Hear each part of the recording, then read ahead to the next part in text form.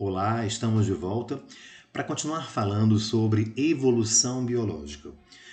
E hoje vamos trazer aqui um pouco sobre o neodarwinismo, que seria o darwinismo atualizado com o conhecimento que se tem hoje.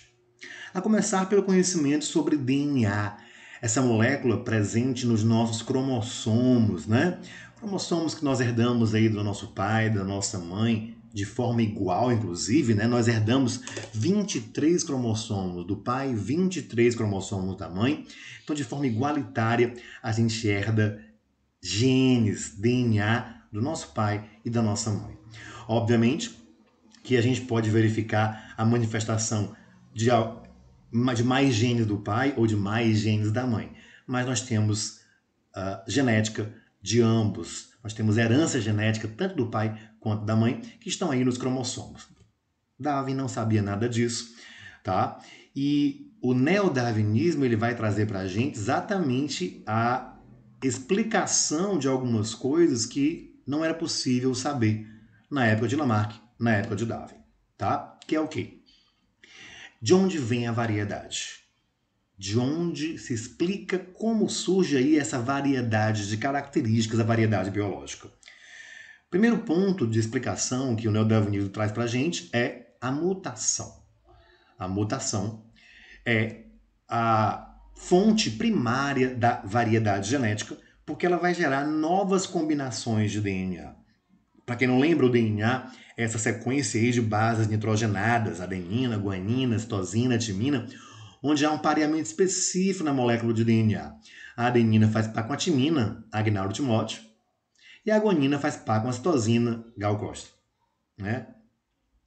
Essa sequência de DNA, quando a molécula vai se duplicar, a sequência permanece.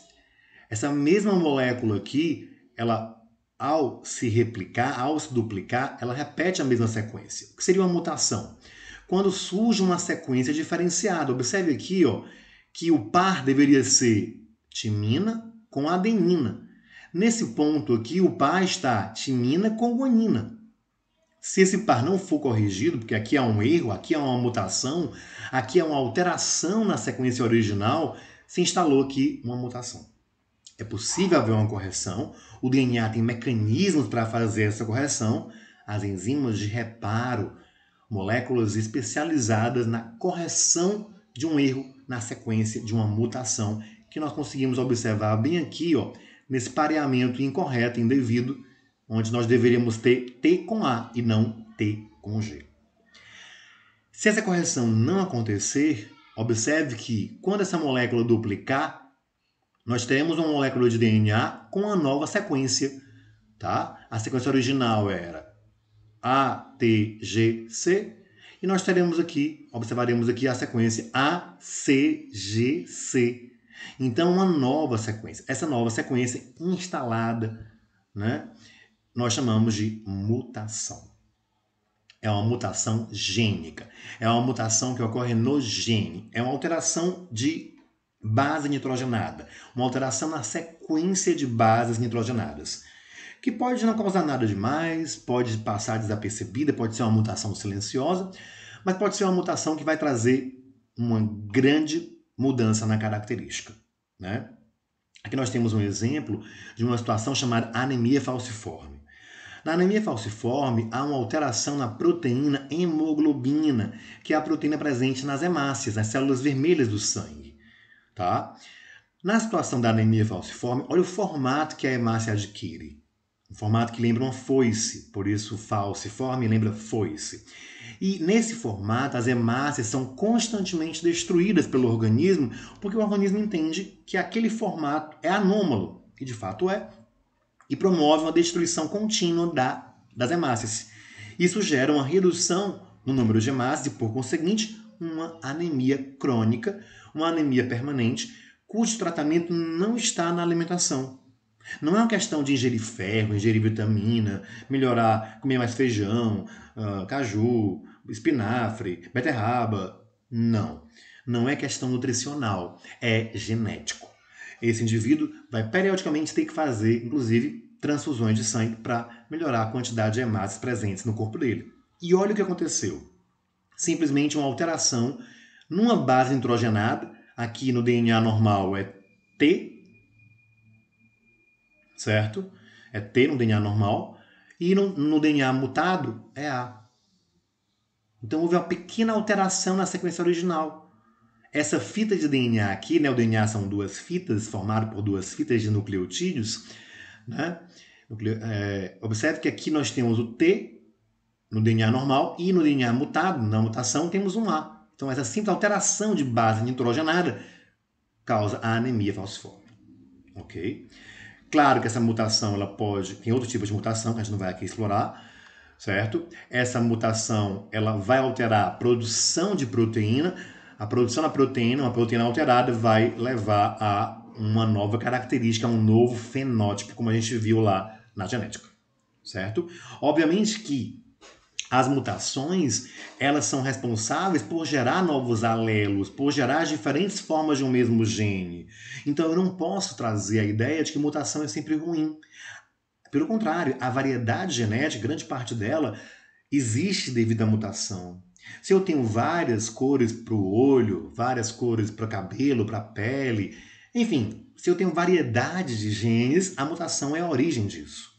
Claro que alguns genes mutantes, vão produzir características ineficientes, características nocivas para aquele organismo, podendo causar doenças, anomalias, alterações.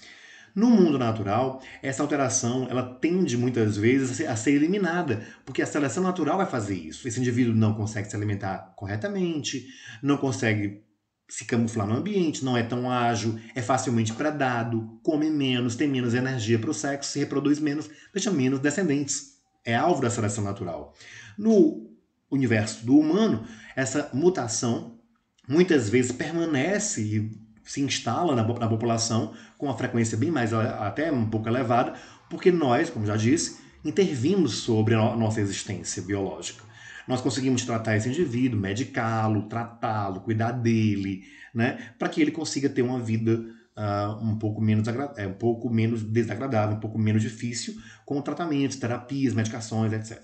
Na vida animal, no mundo real, digamos assim, né, em um animal, uma planta, se essa mutação afeta a sua sobrevivência, a sua alimentação, a tendência é que essa mutação elimine esse indivíduo, ele não consiga se reproduzir e esse gene não passa adiante.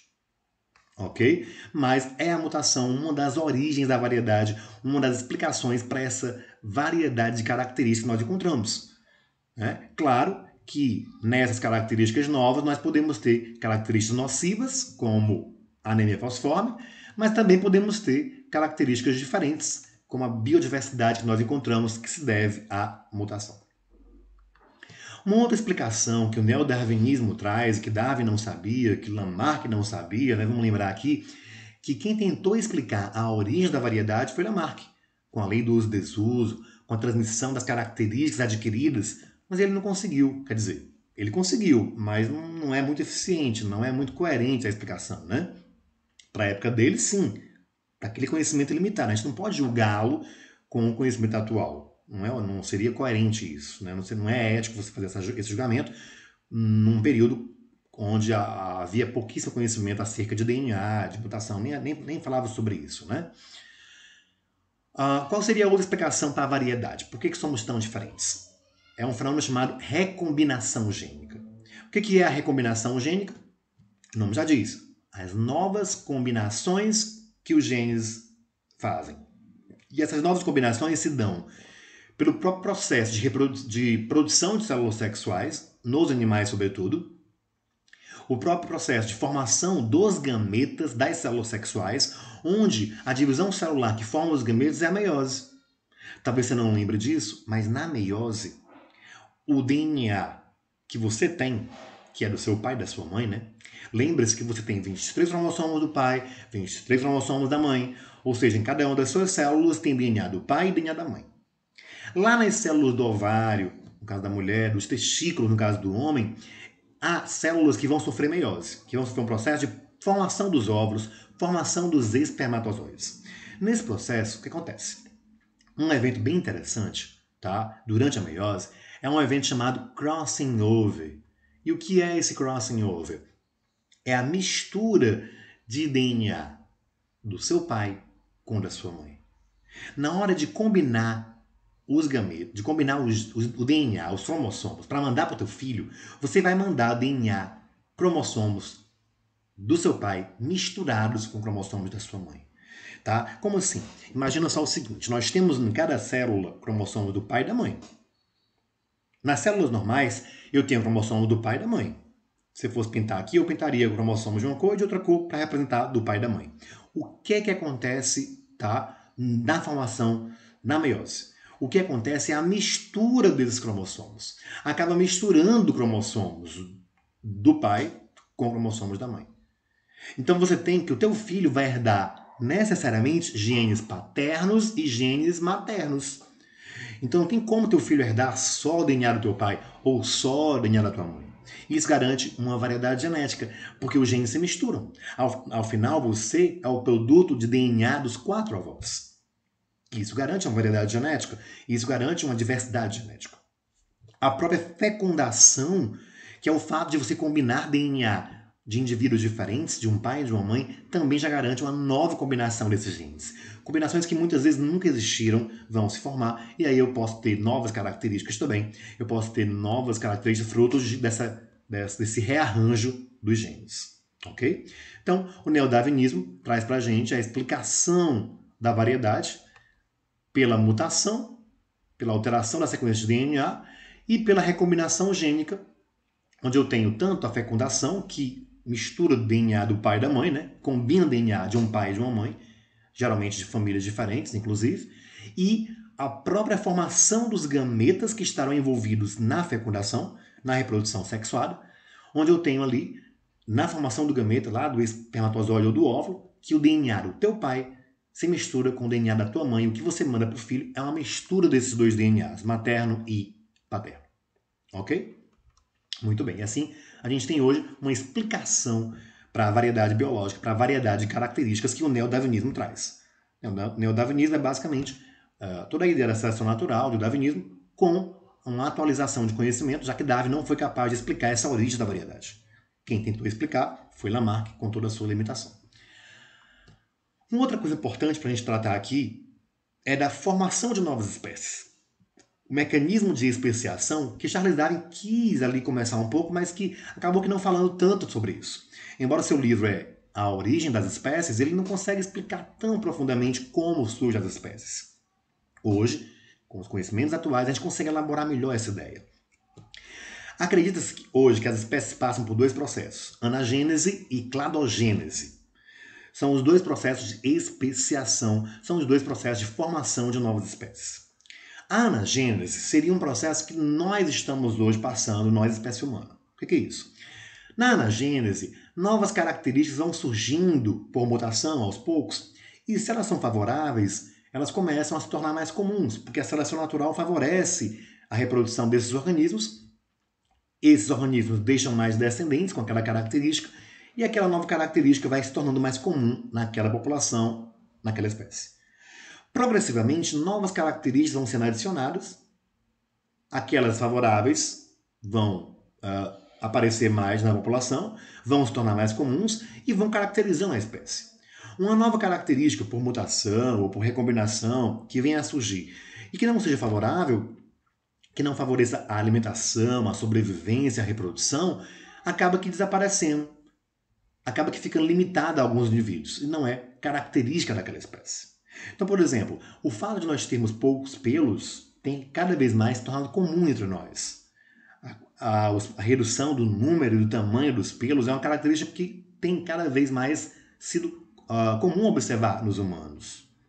O aumento do crânio, o aumento do cérebro também é um fenômeno que tem sido observado ao longo das nossas gerações. Isso está aos poucos instalando como característica da Homo sapiens sapiens, a nossa espécie, a variedade da nossa espécie atual, que já se acredita ser uma variedade do Homo sapiens original, que é o Homo sapiens sapiens. Né? Então, na anagênese, nós temos esse fenômeno aí, tá? Diferente da cladogênese. Perceba, então, o que é a anagênese? Você tem pequenas modificações que vão se acumulando ao longo do tempo. Tá? E essas pequenas modificações vão se tornando comuns e vão caracterizando a espécie. Na cladogênese, nós temos uma outra ideia. Cladogênese, tá, é um outro processo de formação de novas espécies, tá? Onde o pontapé inicial para a cladogênese é o isolamento geográfico. O que é isso? Um bando, um grupo, uma população de uma espécie qualquer vive junto.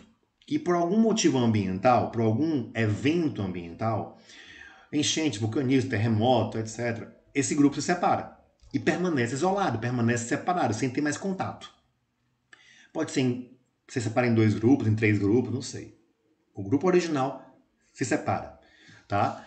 Se estabelece aí, então, um isolamento geográfico. Tá? Tudo começa aí com isolamento geográfico. Então, esse grupo se separou do outro, isolamento geográfico. Observe, esses indivíduos não se comunicam mais com esses outros. O que ocorre é que, ao longo do tempo, novas características vão surgindo em cada grupo. E, como os locais muitas vezes têm condições ambientais diferentes, a seleção natural vai agir diferente. Por exemplo, aqui, ó, esse grupo aqui, ó, ficou num local que favoreceu bicos mais curtos e grossos. Como assim? Não tinha esse animal de bico longo? Ele não se deu bem, ele não conseguia comer nessa região, não tinha energia, não fazia sexo, não deixava descendentes com essa característica. Já o animal com bico mais curto, observe, ele conseguiu se alimentar melhor e deixar maior número de descendentes. Nessa outra região, como o ambiente é diferente, o animal de bico longo foi favorecido. Portanto, aqui, os animais de bicos curtos e grossos não conseguiam se alimentar nessa outra região. E não se alimentavam bem, não deixavam descendentes, e as características foram desaparecendo, naturalmente eliminadas pela seleção natural. Já os animais de bicos longos foram favorecidos nessa região. Se alimentavam melhor, deixavam mais descendentes, e aquela característica começou a se evidenciar. Bem como a cor da pele. A cor da pele foi mudando, das penas que seja, né? Se for uma ave aqui no caso, né? Das penas no caso. A cor das penas foi mudando. De repente essa cor mais clara tornava um animal camuflado nessa região. Já aqui uma cor mais escura camuflava o animal. Então, ao longo do tempo, as novas características vão se acumulando e vão diferenciando um animal do outro. Vai chegar um momento, possivelmente, que se um animal desse grupo aqui de cima se encontrar com esse outro, por um acaso aí, eles não conseguem mais se reproduzir. O que é não conseguir mais se reproduzir? Gerar descendentes férteis. Gerar filhotes que podem ter filho. Ou seja, não é que eles não consigam acasalar, eles podem até acasalar. Mas, por exemplo, eles acasalam, mas não nasce nada. Eles acasalam, mas o que nasce, nasce morto. Eles acasalam, mas o que nasce não consegue ter filho, o que nasce é estéril. Então, se isso acontece, se isso se estabelece, nós falamos em isolamento reprodutivo. Isolamento reprodutivo é quando organismos, ao se encontrarem, ou eles não fazem nada, eles não se acasalam, ou eles se acasalam, mas não nasce nada, ou nasce morto, ou o que nasce é estéril. Se isso acontece, nós falamos em isolamento reprodutivo. Isso é, se é que eles querem se acasalar, porque pode também haver uma diferença tão grande entre eles que não há atração sexual. Não há uma atração para que um acabe se reproduzindo com o outro. Então, também é isolamento reprodutivo. Então, a ideia é mais ou menos essa, gente. Ó, um grupo habita uma região, uma barreira geográfica se estabelece nessa região, sei lá o que foi lá, caiu aqui, uma coisa impede que eles se comuniquem, que eles entrem em contato, os coelhinhos aqui no caso. As diferenças entre eles vão se acumular ao longo das gerações. Obviamente, aquelas espécies que têm uma reprodução mais rápida, as diferenças vão aparecer mais rapidamente, como nós já vimos aqui, que vírus e bactérias vão ter uma diferenciação mais rápida por conta do ciclo de reprodução, de replicação, no caso dos vírus, é muito rápido, em horas. Né? Animais e plantas é um processo bem mais lento, porque leva pelo menos semanas, meses para acontecer. Então, demora muito mais a surgir novas combinações de DNA, mutações no DNA, e com isso as novas características demoram mais tempo, demoram mais gerações para se tornarem evidentes. De qualquer forma, haverá sim uma diferenciação entre organismos de uma espécie e de outra.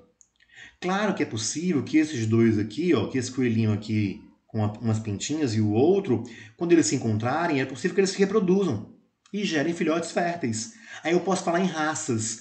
Então, por exemplo, aqui eu posso ter o quê? uma raça e outra raça, que no coelho inclusive existe, né? As raças de coelho. Veja, as variedades do coelho, vamos dizer assim. Então, se esse coelhinho branquinho e esse outro manchadinho, esse meio marrom aqui, né? Se eles, ao se encontrarem tempos depois, gerações e gerações depois, eles conseguem se reproduzir e gerar filhotes, eles continuam da mesma espécie, mas de raças diferentes. Se eles se encontram e não conseguem mais gerar descendentes, ou não se atraem mais, ou o que nasce, nasce morto, ou o que nasce não consegue ter filho, eu falo em isolamento reprodutivo. Certo? Então, se eles se encontram, se reúnem, se houver cruzamento e eles produzem descendentes férteis, são da mesma espécie, possivelmente de raças diferentes. Mas se eles se encontram e não há nascimento de nada, são espécies diferentes, eu falo então em isolamento reprodutivo. Ok? Então a ideia é mais ou menos essa. Eu tenho a população inicial, essa população se separa por isolamento geográfico, as mutações, né, as novas características vão surgindo e são submetidas à seleção natural para ver o que é vantajoso naquela região. Na outra região, que pode ser que ela tenha uma condição diferente, claro que se ela tiver a mesma condição climática, de solo, de temperatura, é possível que as seleções sejam as mesmas e aí não vai ter espécie diferente. Mas se eu falo de ambientes diferentes, onde vai haver uma seleção natural diferente, é bem possível que as características selecionadas sejam diferentes. Eu já vou ter as raças e enquanto eu tenho raça, ao se encontrar, elas se reproduzem. Mas se essas novas características vão se acentuando, o que eu vou ter ao final é a formação de espécies diferentes. Então nós temos aí um processo de cladogênese. Tudo começa com isolamento geográfico, né, porque o ambiente fez com que eles se separassem. As novas características vão surgindo, vão sendo selecionadas pelo ambiente. Provavelmente, se forem ambientes diferentes, eu vou ter animais, seres com características bem diferentes, porque o ambiente vai selecionar características diferentes, e o resultado disso é variedades diferentes, raças diferentes, que se continua ocorrendo esse processo de seleção de novas características, é possível que se um dia eles se encontrarem, eles não se reproduzam mais, e aí eu vou ter então novas espécies. Isolamento reprodutivo. Ok? Então, como eu estava falando, o isolamento reprodutivo é quando os organismos se encontrarem, ou eles não acasalam mais, ou acasalam e não nasce nada, ou acasalam que nasce, nasce morto, ou acasalam que nasce é estéril. Diante disso, nós temos dois mecanismos de isolamento reprodutivo, os mecanismos pré-zigóticos e pós-zigóticos, ou seja, processos que acontecem que impedem a formação do zigoto, que não deixam o zigoto acontecer, o zigoto se formar. Um exemplo é a sazonalidade, que aqui é mais para planta. Muitas vezes o que ocorre nas plantas é que a época que uma floresce não é a época que a outra floresce. Se elas florescem em épocas diferentes, a reprodução entre elas, que se dá pela floração, não será possível. Então, elas estão isoladas reprodutivamente pelo simples fato de florescerem em períodos diferentes. Daí, elas tendem a formar espécies diferentes, porque na natureza, no ambiente natural, quando uma está lá liberando o pólen para se reproduzir, a outra não tem flor. Então é impossível que ocorra reprodução entre elas. Isolamento mecânico, que é quando, por questões físicas, a reprodução é inviável, a reprodução é impossível. Isso também ocorre em plantas também, tá? Mas, sobretudo em animais, quando o animal tem um porte que impede que o outro faça a reprodução naturalmente com ele. O isolamento etológico, que é o comportamental. A diferença no comportamento, na atração sexual, o animal não sente mais atração pelo outro. O outro mudou tanto, mudou a cor, mudou o formato do bico, mudou as asas, mudou o canto. Houve tanta mudança naquele outro ao longo do tempo que não há mais uma atração sexual entre eles. Aí eu chamo de isolamento etológico.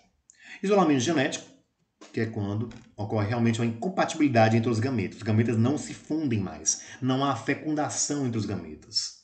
Tá? E nós temos os mecanismos polizigóticos. Quer dizer, o zigoto se forma, mas o que se forma, esse embrião, ele não consegue crescer, se desenvolver até o final, ele morre antes. Uma espécie de um aborto, vamos dizer assim, né? Ou esse embrião até nasce, mas nasce morto. Tá? Ou ainda esse embrião nasce, mas é estéril, que é o famoso caso do burro. O burro, ele é o filhote, digamos assim, ele é resultado da reprodução entre o cavalo e o jumento. Né? Entre a égua, a fêmea do cavalo, e o jumento. Então a égua reproduz como jumento, se é possível, e essa reprodução gera o burro, que é um animal híbrido, é um animal que é misturado, entre aspas, né? É uma mistura entre as duas espécies. Como ele é uma mistura de duas espécies, é inviável que ele se desenvolva, ele não, quer dizer, é inviável que ele se reproduza, perdão. O burro é um animal que se desenvolve normal, tal, ele tem um desenvolvimento normal, uma vida normal, inclusive ele tem vida sexual, né? Mas ele não produz gametas viáveis. Ele não produz gametas que funcionam. Com isso ele é estéril. Mesmo tendo vida sexual. Tá? Então o burro ele é estéril, ele é incapaz de gerar filhotes. Ok? Por isso ele é estéril. Isso porque ele surge de um cruzamento de espécies diferentes, que é a égua, né, e o jumento. O cavalo e o jumento, né? A égua e o jumento. Ok? E para finalizar a evolução, eu queria só comentar isso com vocês, né? Os tipos de seleção natural que a gente pode observar, já caiu uma vez no Enem sobre isso, então eu trouxe por causa disso. Muitas vezes a seleção natural é chamada de seleção estabilizadora, porque ela tende a favorecer características intermediárias. Como assim? Veja que no ratinho aqui, ó, eu posso ter o ratinho do mais claro ao mais escuro, do branquinho ao negão, né? Do mais claro ao mais escuro. Dependendo do contexto ambiental, a seleção ela pode favorecer os indivíduos intermediários. Nem é tão claro, nem é tão escuro. Nem é tão forte, nem é tão fraco. Né? Então eu te chamo de seleção estabilizadora quando o ambiente favorece características, fenótipos intermediários.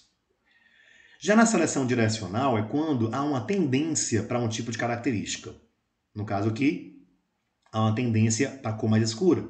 Poderia ser para a cor mais clara também. Aí eu chamo de seleção direcional. E a seleção disruptiva é aquela que favorece os fenótipos extremos.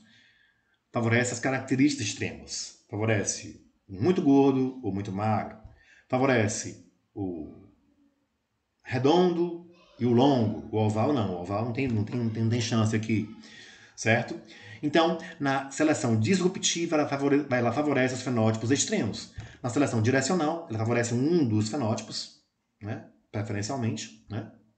E na seleção estabilizadora, ela favorece aquela característica intermediária, aquilo que nem tanto ao mar, nem tanta terra. Então nós temos aí, dependendo do ambiente, né, o favorecimento de um tipo de característica, dependendo do contexto ambiental que está vigente naquele momento. Lembra que tudo depende do contexto ambiental que aquele ambiente manifesta naquele momento. Ok, gente? Então essas seriam as ideias principais que a gente quis trazer para vocês sobre evolução biológica. A gente está hoje encerrando a evolução biológica, trazendo aí os conceitos do neodarwinismo, trazendo o conceito da especiação, da formação de novas espécies, que Darwin tentou explicar no seu livro, mas que obviamente foi muito limitado pela falta de conhecimento sobre DNA, sobre a mutação, sobre a reprodução, etc. Espero que vocês tenham compreendido um pouco da essência desse pensamento. De maneira alguma a gente quer que ninguém aqui acredite nisso piamente como um dogma, como algo inaceitável, não, pelo contrário. Você pode questionar, você deve questionar, mas a gente precisa questionar com argumentos. A gente precisa questionar com contra-argumentos. Eu não posso questionar pelo achismo, pelo simplesmente não acredito, não aceito, não gosto. Né? Até porque, veja que em nenhum momento a gente fala em Deus aqui, porque aí Deus é uma questão, um departamento da religião. Tá? E há toda uma corrente na ciência que defende o design inteligente, que defende que as duas coisas, inclusive, podem andar de mãos dadas. É possível que exista, sim, uma divindade e que essa divindade tenha meio que criado as regras do jogo, e as regras do jogo acontecem, tá? E ele criou as regras, mas quem joga é a gente. Quem faz as escolhas, quem tem o livre-arbítrio é a gente. E aí a dinâmica da natureza vai acontecendo seguindo as leis criadas, digamos, por essa divindade, né? Que se você acredita pode interferir de alguma forma nas suas escolhas tal, mas que deixa você livre para essas escolhas. E toda uma corrente da ciência que acredita nisso, que a evolução não nega Deus, que não impede que as duas coisas aconteçam, tá? Que esse processo todo tenha acontecido à luz do que foi criado como regras do jogo, regras da existência, regras do universo, digamos assim. Tá? Então eu espero que tenha despertado um pouco de conhecimento sobre isso. Vamos resolver questões de Enem posteriormente com vocês, desse assunto que também é bem importante para que a gente tenha noção e entenda a relevância dele para a nossa existência, para o desenvolvimento da medicina. Valeu, tchau, obrigado pela atenção e até as próximas aulas, quando voltaremos aí com genética. Vamos retomar a genética no quarto bimestre. Tchau, valeu!